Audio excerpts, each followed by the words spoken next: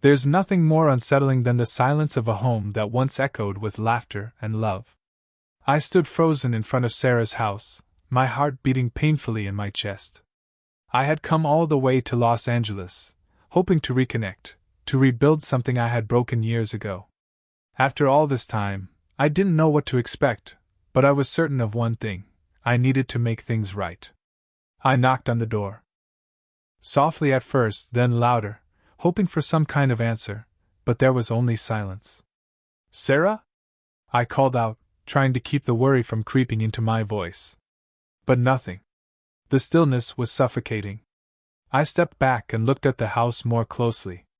It wasn't just quiet, it was almost like it was holding its breath. The garden that had once been so well kept was overgrown with weeds. The mailbox was so full that it was spilling over onto the ground, each letter uncollected, untouched. The house had the look of something that hadn't been lived in for a long time, abandoned, but not in the physical sense. I knocked again. And again, nothing. My stomach twisted. I tried calling her, the phone ringing several times before going straight to voicemail. My heart sank with each unanswered ring. "Sarah, it's Dad. I'm here. Please pick up," I said, the words feeling so hollow as they left my mouth. There was no response. No voice. Only the sharp buzz of my own thoughts racing in my head. What was going on? Why wasn't she answering? I stood on the porch for a few moments, staring at the door, my fingers frozen around the phone. Should I leave? Was she even home? My mind raced through the possibilities, none of them good. I looked at the street, cars passed by, people walked along the sidewalks, and yet, I felt completely alone. A feeling I hadn't expected to have here, of all places. I pulled up Sarah's social media account, hoping for some sign, some clue. But the last post was weeks ago. Her online presence was just as empty as the house in front of me. No new pictures. No updates. Just a silence that stretched across time. It felt like she had completely disappeared, like she had vanished, and I was the last one to know. I tried again. Still no answer. I leaned against the doorframe, trying to steady my breath, trying to make sense of it. All I had hoped for was to show up and find my daughter, maybe get a second chance at being a father to her. But this wasn't what I had imagined. My fingers trembled as I dialed her number once more. The phone rang and rang, but she didn't answer. And with each passing second, a sense of dread started to settle in. Was she okay? What was happening? I stepped back, the weight of the situation pressing down on me. There was nothing else to do but wait, but I couldn't shake the feeling that something was terribly wrong. My thoughts raced. Was she avoiding me? Was she gone? Had something happened to her? The silence of the house, of her life, began to feel unbearable. There was no answer. And that, in itself, felt like an answer I wasn't ready to hear. The silence stretched on longer than it should have. I stood there, still waiting, staring at the door as if I could will it open with my mind. My heart pounded in my chest, an anxious rhythm I couldn't escape. The excitement of arriving here, the hope of seeing Sarah, of finally reconnecting after all these years, was slipping away, replaced by a cold, gnawing feeling deep in my stomach. Something was wrong. I could feel it, like an itch I couldn't scratch. I dialed her number again. The phone rang endlessly, each ring a small jolt of unease, each unanswered call a little more unsettling than the last.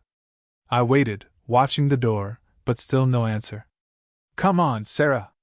Pick up," I muttered under my breath. "It's Dad." There was no way she hadn't heard the phone. My mind started racing, filling with all sorts of terrible possibilities. Had she moved? Had something happened to her? Why wasn't she answering?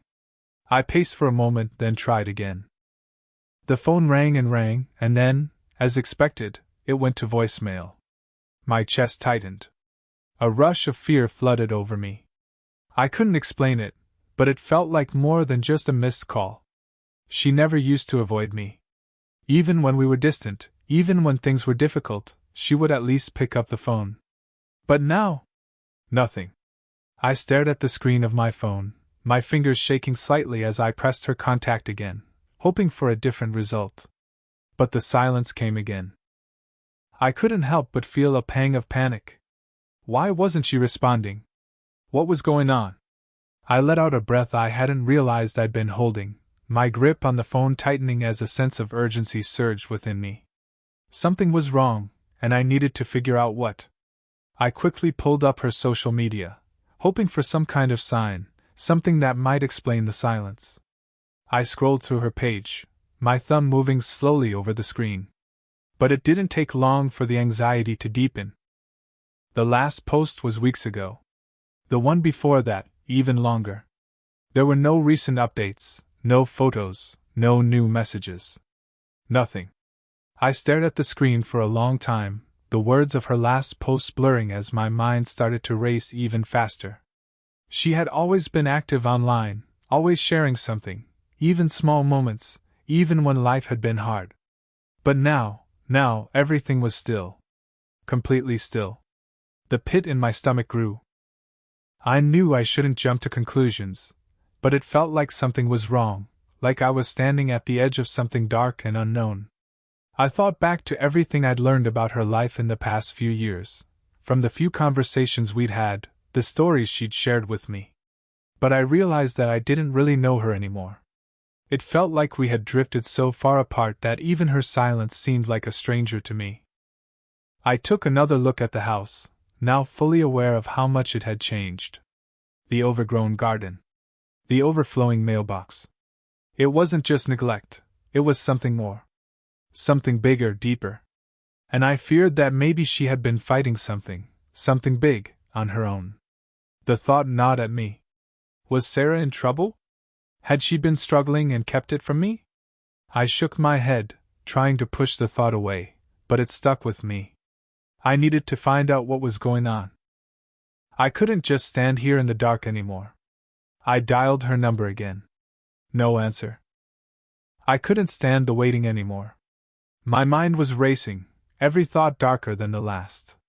There had to be someone who could tell me what was going on, someone who had seen Sarah, or at least knew something about what was happening. I walked down the path, feeling the weight of the moment pressing down on me, and knocked gently on the door of the neighbor's house. "Hi, I'm Michael McCoy, Sarah's father," I said, keeping my tone as calm as possible, though my voice cracked with the tension I felt. "I'm here to see my daughter. I've been trying to reach her, but she's not answering. I was wondering, have you seen her or her family recently?" The neighbor's face shifted from polite curiosity to concern. She stepped back and motioned for me to come inside. Come in, she said, her voice soft. "I've noticed that it's been unusually quiet over there lately. I haven't seen Sarah or her family in days. At first, I thought maybe they were just busy, but it's been a while now." I felt a chill run through me as her words sank in. Days. It had been days since anyone had seen Sarah or her family. The silence I had been feeling in the air, the unease that had settled over me, was becoming more than just my imagination. The neighbor continued. "The house has been so quiet," she added, shaking her head slowly. "No lights at night. No sounds, not even the kids playing. I thought maybe they were just out of town, but I'm starting to worry."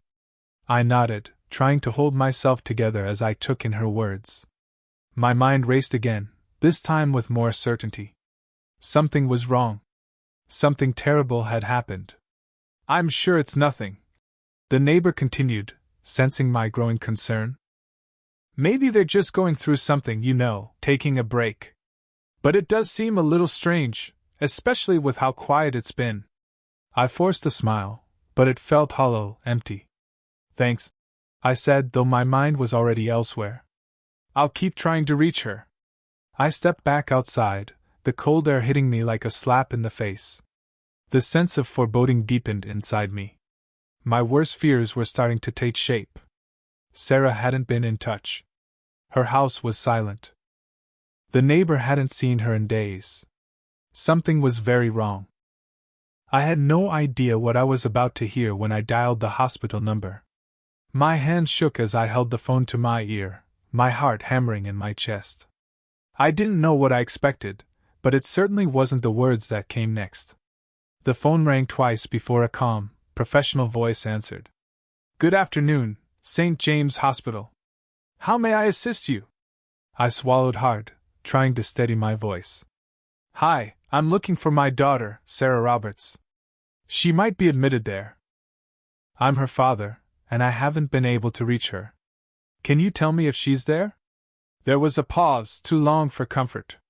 Let me check, sir. Please hold. My mind raced, filling with 1,000 worst-case scenarios. I gripped the phone tighter as I waited. What if she was in trouble? What if she was hurt? Why hadn't she answered me?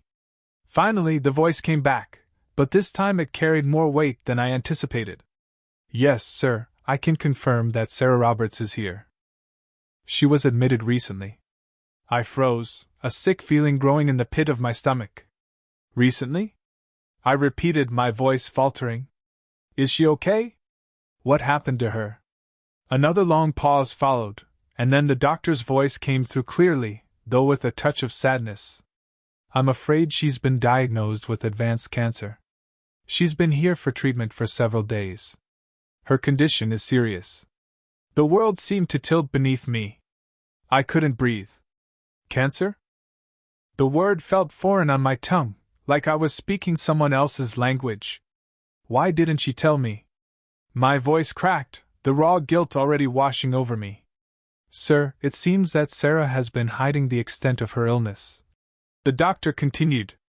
She didn't want to burden anyone, and she hasn't told her family. She's been dealing with it alone for some time now, and unfortunately, her condition has worsened. I leaned back against the wall, my hand trembling. The words felt like a punch to the gut, and I struggled to take it all in. How could she have been going through this alone? How could I have been so unaware? My mind began to spiral. Sarah had been hiding this from me. She had been fighting for her life, suffering in silence, and I hadn't been there. I hadn't even known. The guilt hit me like a ton of bricks. Has she asked for me? I barely managed to ask, hoping there was some way to make this right. Yes, sir, the doctor replied. She's been asking for you. I suggest you come as soon as possible. She's asking to see you. I didn't need to be told twice. I'll be there, I said, the words barely leaving my mouth as I hung up the phone. The guilt consumed me, filling my chest with a tightness that I couldn't shake. I sat in my car for a moment, just trying to breathe, trying to steady myself. I had failed her. I wasn't there when she needed me most. And now it was too late to undo the past. All I could do now was show up, to be the father I should have been all along. The drive to the hospital felt like it took forever. Every minute stretched on, and with each passing second, my anxiety built. I couldn't shake the feeling that I was running out of time, that I might be too late. The image of Sarah lying in a hospital bed, struggling, haunted me. How had I let it get to this point? How had I not known? The guilt gnawed at me, but I pushed it aside. I had to focus. I had to be there for her now. I finally pulled into the hospital parking lot, my hands shaking as I parked the car. My heart was in my throat as I rushed through the entrance, my legs moving faster than I could consciously command them. I didn't know what I was going to find. I didn't know if she was going to be awake, or if she'd even recognize me, or worse, if she was too sick to care. But I couldn't let those thoughts stop me. I approached the nurse's station and asked for Sarah. The nurse glanced at her clipboard, then smiled faintly as she led me to her room. As I walked down the sterile white halls, I felt like I was walking in a dream. The hospital smelled of antiseptic and the faint scent of disinfectant, but all I could focus on was the need to reach her. I had to get to her, to see her, to apologize for everything I had missed. When I finally reached her room, I stood at the door for a moment, taking in the scene. Sarah was lying in the bed, fragile and pale, her once vibrant features now softened by the toll of illness. Her hair was sparse, a stark contrast to the full locks she once had. But despite the changes, I could still see her in those eyes, the same bright eyes that had once been full of life. Now, though, They were clouded with pain and exhaustion. She looked up as I stepped into the room, and for a moment, we just stared at each other. 1,000 words passed between us in that brief silence, and then, slowly, her lips parted. "Dad," she whispered, her voice barely audible, cracked from the strain of not speaking for so long. The sound of her voice shattered the dam I had built up inside me. I couldn't hold it in anymore. I rushed to her side, kneeling by her bed, taking her hand in mine. "I'm here, Sarah. I'm so sorry. I'm here now. Please forgive me." She squeezed my hand weakly, tears welling up in her eyes. "I never thought you'd come," she said, her voice shaky but full of gratitude. "I didn't want to burden you. I didn't want you to see me like this." I shook my head, my throat tight. "You should have never had to go through this alone," I choked out. "I should have been here. I'm so sorry." She smiled faintly, her expression softening. "It's not your fault, Dad. I made the choice to keep it from you. I didn't want anyone to pity me. I didn't want you to see me like this, weak and helpless." I reached up to brush the hair back from her face, my hand trembling as I touched her skin. "You're not weak, Sarah," I said, my voice thick with emotion. "You're the strongest person I know. And I'm so sorry I wasn't here when you needed me." She closed her eyes for a moment, as if gathering the strength to say more. When she opened them again, her gaze softened. David hasn't been here for me. He hasn't been here at all. I've been handling everything alone. The treatments, the pain. I've been doing it all by myself." My heart clenched at the pain in her voice. "He left you to do this by yourself?" I asked, my voice low with anger and disbelief. She nodded, her eyes filled with a mixture of sadness and resignation. "He was emotionally absent. He didn't know how to handle it, so he just disappeared. And I didn't want to burden anyone. I thought I could manage it on my own." My anger flared, but I knew now was not the time. This wasn't about David. This was about her, about what she had been through. "You should have never had to do this alone, Sarah. And I promise, I'm never going to leave you again. I'm here, and I'll stay as long as you need me." She nodded, her grip on my hand tightening as she finally let herself relax, a small, weary smile forming on her lips. "Thank you, Dad. I'm glad you're here." As I sat by her side, I realized just how much I had missed, how much I had failed to see. But in this moment, I was determined to be everything she needed. No more regrets. No more distance. I would be here for her. Always. The weight of Sarah's condition was heavy on my chest, but the anger I felt toward David was something I couldn't shake. I couldn't stop thinking about how he had abandoned her, left her to fight this battle alone while he lived a carefree life. I knew I had to find out what he was doing, what kind of man he had become. So, without a second thought, I reached for my phone again, but this time, I didn't call anyone. Instead, I opened up social media and searched for David's profile. I'd been trying to avoid him for years, but now I needed answers. I needed to know what he was doing while Sarah was in that hospital bed, suffering. I clicked on his profile with a mix of anger and anticipation, knowing I wasn't going to like what I saw, but needing to see it nonetheless. The first few posts were harmless enough, pictures of him at parties, with friends, at dinners, a life that looked carefree and full of freedom. I had always known David had a penchant for the good life, but this was different. The more I scrolled, the more unsettled I became. And then I saw it, a picture of him on a yacht, smiling widely, his arm around a woman I didn't recognize. He looked so happy, so relaxed, while Sarah was fighting for her life. The caption read, "Living life to the fullest." He looked like he hadn't a care in the world, a stark contrast to what his wife had been going through. It made my stomach churn. I kept scrolling, and the next few pictures were of him in a club, laughing with friends, surrounded by expensive drinks and flashing lights. There he was again, lounging by a pool, wearing sunglasses, looking like nothing had changed. The caption said something about freedom and letting go of the past. The photos were a slap in the face. Every picture, every post seemed to scream that David was completely oblivious, or worse, indifferent, to what was going on with Sarah. The pain she must have felt, hiding her illness from him, while he was out there living like nothing mattered, hit me like a physical blow. I slammed my fist down on the table, unable to contain my rage any longer. How could he be living this life, partying and enjoying himself, while his wife was battling for her life? How could he be so selfish, so callous, that he would abandon her like this? Tears of frustration blurred my vision. The anger was overwhelming, and the guilt I already felt for not being there for Sarah was now mixed with a new, deeper sense of betrayal. David had not only neglected his responsibility as a husband, he had selfishly removed himself from the situation, too consumed with his own pleasure to even acknowledge that his wife was suffering. I threw my phone down on the couch, feeling the rush of emotions take over me. I was furious. I was heartbroken.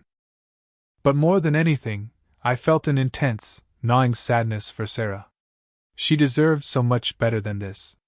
She deserved a partner who would be there for her, not someone who ran away at the first sign of difficulty. But I promised myself, as I stood there in the silence of the room, that I would never let her go through this again alone. I would be the one to stand by her side, no matter what. David's absence only made me more determined to be the father and the person Sarah needed. No more excuses. No more distance. I would make sure she felt loved, supported, and never alone again. I couldn't let it go any longer. Not after everything I had discovered. Not after seeing how David had turned his back on Sarah in the hardest fight of her life. My heart was burning with rage, but it was more than that. It was the overwhelming sense of betrayal. How could he be so heartless? How could he abandon her while she fought for her life? And here he was, living it up on a yacht, laughing with friends, spending money as if nothing mattered. I couldn't stand it any longer. I knew I had to do something, and I had to do it now. I thought about it for a long time, but the answer was clear. The best way to make him feel the consequences of his actions was to hit him where it would hurt the most, his precious lifestyle. David had been enjoying a life of luxury, paid for by the family finances, while Sarah was suffering in silence. I wasn't going to let that continue. Not anymore. I took a deep breath and opened my phone. I had spent years working in the financial sector, and I knew exactly what to do. The first thing I did was get into the family accounts. With a few swift moves, I canceled David's credit cards. I froze his access to all the family funds. Every single penny he had been using to sustain his carefree, selfish life, gone. He would no longer have access to the money he used to fund his yacht parties, his vacations, his indulgence in every luxury while Sarah was in a hospital bed fighting cancer. It was the only way to truly make him understand what he had done. I didn't feel an ounce of guilt. Not one. Not after what I had learned, not after seeing how he had treated Sarah. I wanted him to feel the weight of his actions. I wanted him to realize that he couldn't keep living like this, not while his wife was suffering, not while she was doing everything on her own. I knew it would hurt him, and I was okay with that. Sometimes, a wake-up call was necessary, and David needed one. It didn't take long for David to start noticing something was wrong. At first, it was probably just small things, his credit card getting declined at a restaurant, or his bank account showing fewer funds than expected. But soon, he was going to get the real shock. As he tried to make more purchases, he'd get the notifications. His cards had been cancelled, his accounts frozen. I could already picture him, standing there, confused and furious, unable to access his own money. I wanted him to feel the same helplessness Sarah had felt when he wasn't there for her. And then I imagined the moment he finally understood what had happened. How he would realize that I was behind this.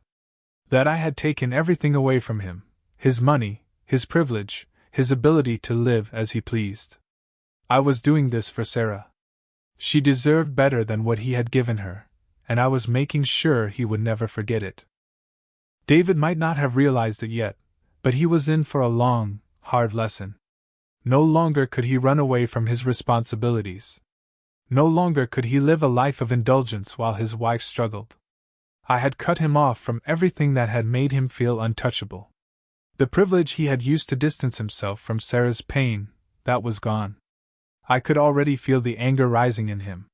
His comfortable life was being ripped away, and it was all because of his own selfishness. He deserved every bit of it.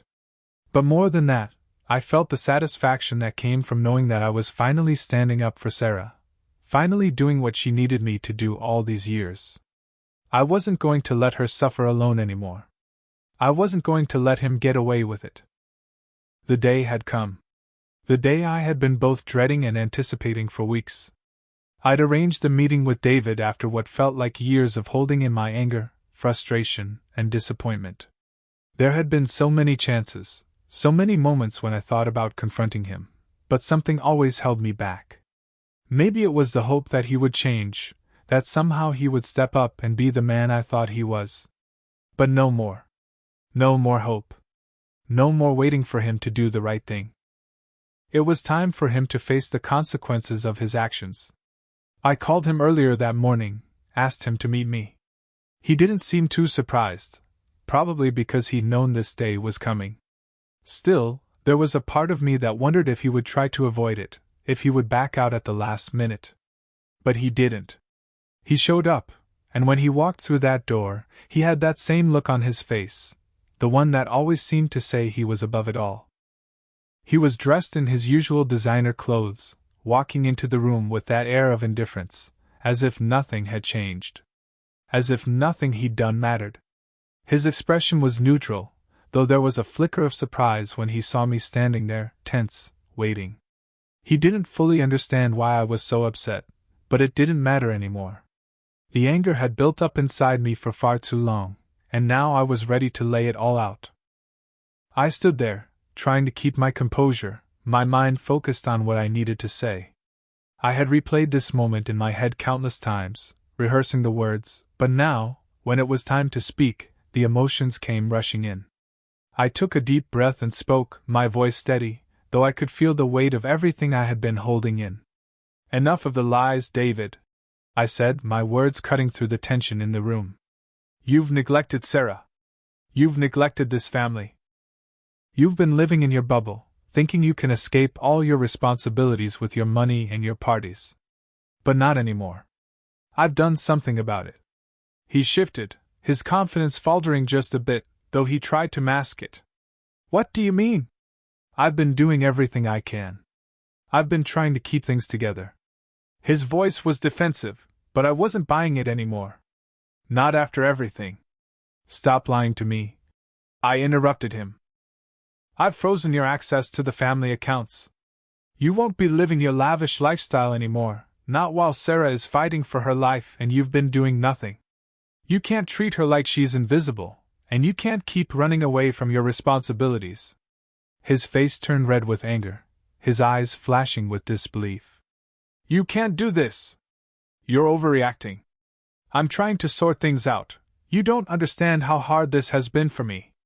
His words hit me like a slap. I couldn't believe he still had the audacity to talk like this.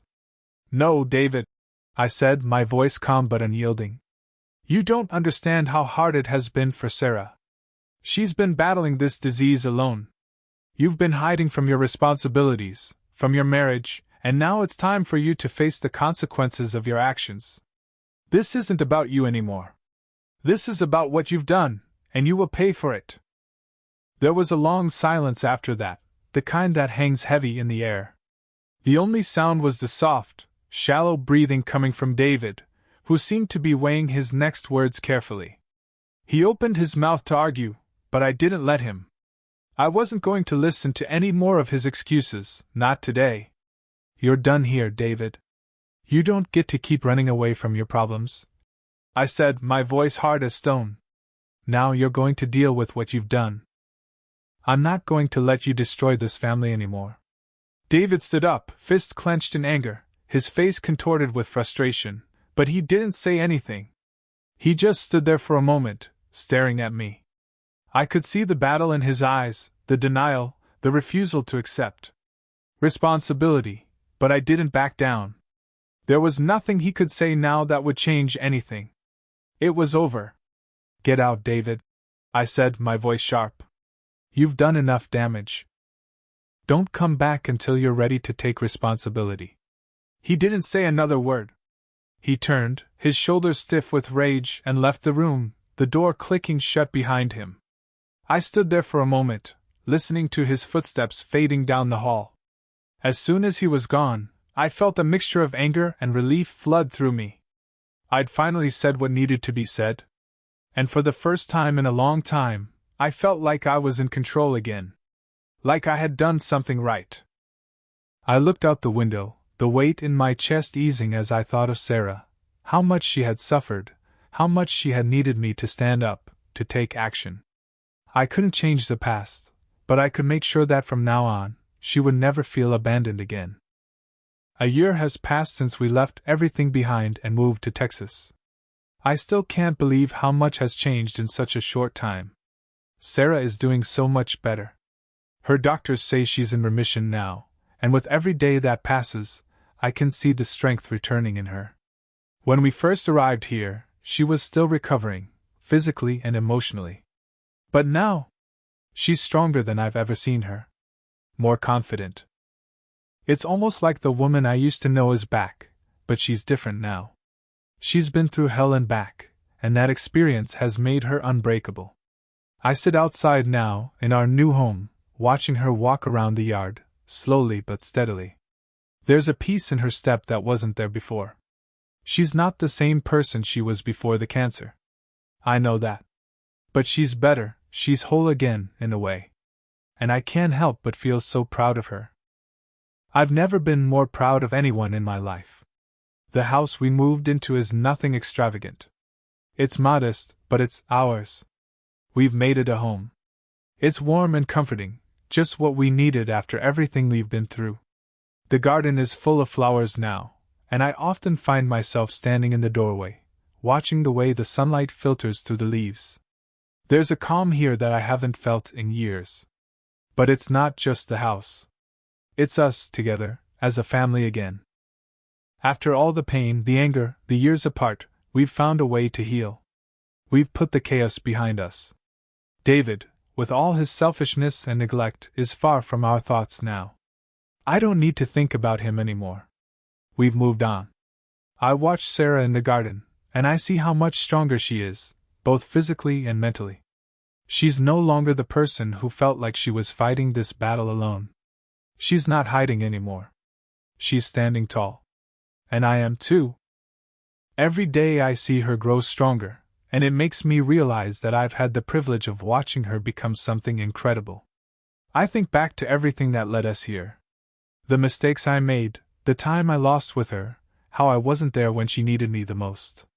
But that's in the past now. I can't change what happened, but I can be here now. I can be the father she deserves. I'm never going to let her feel alone again. The emotional chaos that David caused is gone. It feels like a distant memory now, and I can finally breathe easy knowing that we're free of it. This is what we've fought for. A life that's ours. A life we can build together. And I can't ask for more than that. I've been thinking about the future a lot lately. What comes next for us? We've been through so much, and yet here we are, standing stronger than ever. We have a chance now to create a new life. A better one. I know there will still be challenges ahead, but together, I believe we can face them all. We've survived the storm. And now, we can rebuild. One day at a time. Looking at Sarah out there in the yard, I can't help but smile. She's stronger than she's ever been. And as I look at her, I realize that the past, with all its mistakes and regrets, doesn't define us anymore. We get to choose who we are now. And I couldn't be prouder of the person she's become.